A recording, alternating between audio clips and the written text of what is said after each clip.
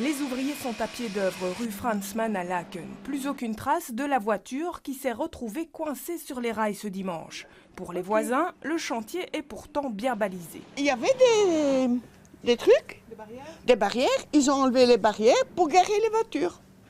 Mais un peu trop loin. Mais le monsieur, il était tout droit. J'ai aperçu une voiture qui était coincée dans les rails et elle a été immédiatement ressortie par les habitants. Même scénario, 24 heures plus tôt, chaussée d'Elmet cette fois. Comme devant nous ce matin, une voiture a poussé ses barrières pour tenter de passer quand même. Il s'est retrouvé coincé, il a fallu 45 minutes pour le dégager de l'endroit et le tram évidemment a été bloqué. Et donc en fonction du temps de blocage du tram, plus les travaux de dépannage, etc., il est clair que la facture va être salée. La note risque aussi d'être salée pour cette conductrice qui, elle, est carrément rentrée dans la station de prémétro Le Monnier jeudi dernier. Un scénario déjà vu quelques mois plus tôt à la station Albert. La STIB a donc décidé d'investir dans un système similaire à celui utilisé pour empêcher les voitures d'emprunter les sites propres des bus.